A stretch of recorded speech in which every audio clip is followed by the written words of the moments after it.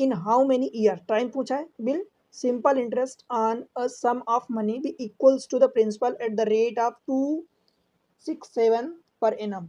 समझ आया क्वेश्चन? कितने वर्षों में मीन्स टाइम पूछ दिया है। किसी धनराशि पर 2/6/7 वार्षिक दर से साधारण ब्याज मूलधन के बराबर होगी। ब्याज मूलधन के बराबर होगी, यही पूछा है। मतलब वो ये कह रहा है कि भाई सिंपल इंटरेस्ट प्रिंसिपल के बराबर कब होगा, कितने टाइम में। आपको रेट भी दे दिया है, आपसे टाइम पूछ दिया है। अब देखो सिंपल इंटरेस्ट बराबर प्रिंसिपल के, तो प्रिंसिपल कितना दिया है आपको, नहीं दिया है। सिंपल इंटरेस्ट PRT, ये रहा PRT upon 100 is equal to P करोगे, ये तो पहले ही काट दो या वैल्यू टर्म्स में काट दो, तो ये पी कट जाएगा। मीन्स कहने का मतलब ये RT इज इक्वल टू 100 कब होगा। आर की वैल्यू देख लो कितनी रखी भाई। अब जब ये 2/6/7 ऐसा करोगे, इसको सॉल्व करोगे तो 7 दूनी 14, 6 20/7, ये परसेंट आएगा। तो 20/7% ये टी हो गया। परसेंट के लिए तो हमने 100 का डिवाइड किया, इज इक्वल टू ये 100 है। अब देखो 20 से काटोगे तो 20 पंचे 100, 7 5 35, तो टाइम की वैल्यू 35 ईयर आ जाएगी। ठीक है, 35 ईयर ऑप्शन ए करेक्ट हो जाएगा। सारे क्वेश्चंस जो हैं मैं यहाँ पर लगाया हूँ आए हुए क्वेश्चन, SSC में, कोई बैंकिंग में, कोई किसी एग्जाम में, ताकि ये समझ में आए कि भाई ये क्वेश्चन एग्जाम में एक्चुअली आए हुए हैं और ऐसे ही क्वेश्चन आते हैं। बन जाएगा। आगे बढ़े, क्वेश्चन नंबर नेक्स्ट 7वां क्वेश्चन देखो। एक deposit, a deposit grows so that simple interest earn equals to 3 times the principal at a 15% per annum. After how many years does this happen, कितने साल बाद यह हो जाएगा। एक जमा राशि पर 15% वार्षिक 15% प्रति वर्ष की दर से मिलने वाला साधारण ब्याज मूलधन का 3 गुना हो जाता है, तो वो कितने वर्ष में होगा। बोल क्या रहा, सिंपल इंटरेस्ट जो है प्रिंसिपल का 3 गुना, यही बोला है। सिंपल इंटरेस्ट प्रिंसिपल का 3 गुना कितने टाइम में होगा। फिर वही बात हो गई कि भाई ये पी हो गया, ये RT हो गया। आर की वैल्यू दिया है 15%, तो मैं ये 15 ही रख रहा हूँ। टी टाइम तो यही निकालना है अपने को, ये 100 हो गया। और ये रहा 3P, पी से पी कट जाएगा, 3 से काटोगे तो 3 5 15, 5 से काटोगे तो ये 5 से 20 हो जाएगा। Time is equal to 20 year आ गया। बताओ, कोई भी प्रॉब्लम हो बिल्कुल भी, तो वो देखो कहीं भी कोई प्रॉब्लम नहीं होगी, बिकॉज कॉन्सेप्ट सीख रखा है। समझ आया? कितना हो जाएगा 20 ईयर, ऑप्शन डी हो जाएगा दिल्ली। अगले क्वेश्चन को देखते हैं। देखो क्वेश्चन में जो बोलता है उतना तो करना पड़ेगा। 8वां क्वेश्चन है, a simple interest on a certain sum is 1/4 of the principal. Simple interest is 1/4 of the principal, यही बोला है। And the number of year is equals to the rate of interest per annum. Means number of year बोला है। Number of year का मतलब क्या होता है भाई, जो टाइम है वो is equal to rate of interest के दे दिया है। What is the rate of interest, बताओ। सिर्फ इतनी सी बात है और ये दो चीजें दे दिया है। आपसे क्या पूछ लिया, टाइम पूछ लिया। टाइम पूछ रहे या रेट ऑफ इंटरेस्ट पूछे, बिकॉज दोनों तो बराबर ही बोल दिया है।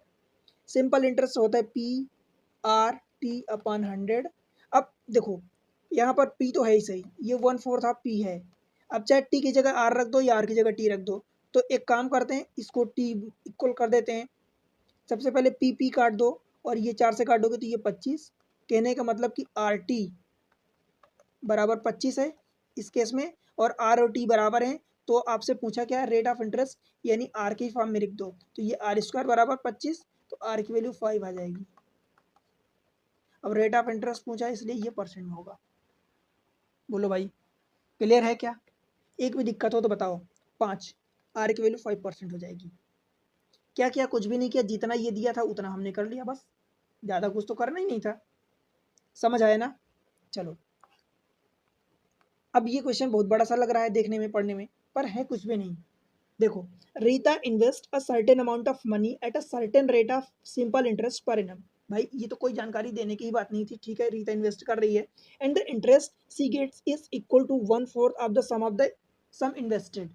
ये वाला पॉइंट है काम का। Interest she gets is equal to 1/4 of the sum of the money.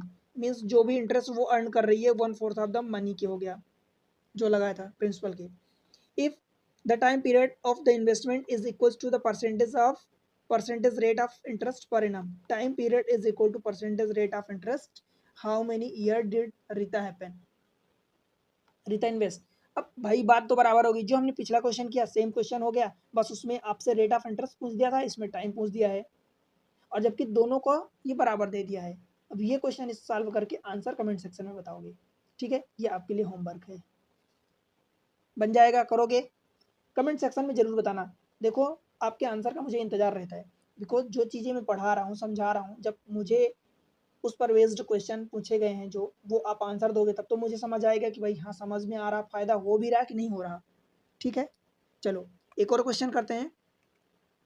Question है 10th, she borrow 6,000 from D on 15th March 2023 at the simple interest rate 10% per annum.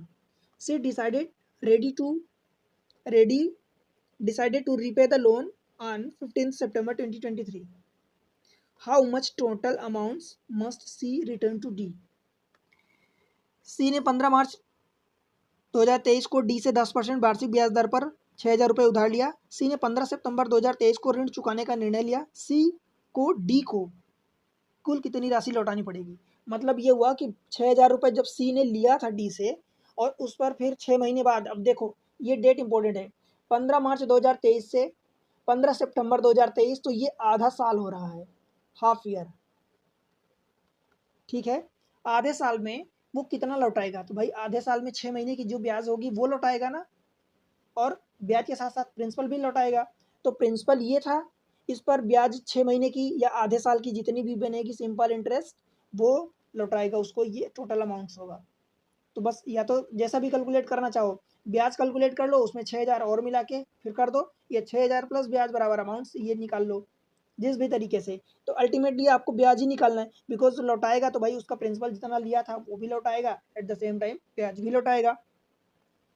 देखो 6,000 से कम तो ऑप्शन हो ही नहीं सकती, ये दो ऑप्शन तो हो ही नहीं सकते, तो ऑप्शन को भी एलिमिनेट करना आना चाहिए।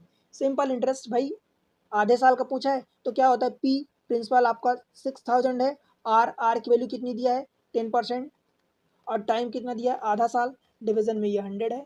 बताओ ये डबल जीरो कट गया, 2 से काटोगे तो 2 तिहाई, ये 30 हो गया, 30 इंटू 10 यानी 300, तो सिंपल इंटरेस्ट आ गया।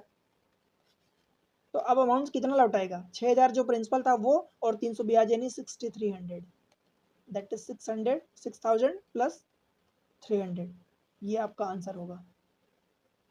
बोलो भाई, बन जाएगा? ऑप्शन ए क्लियर है?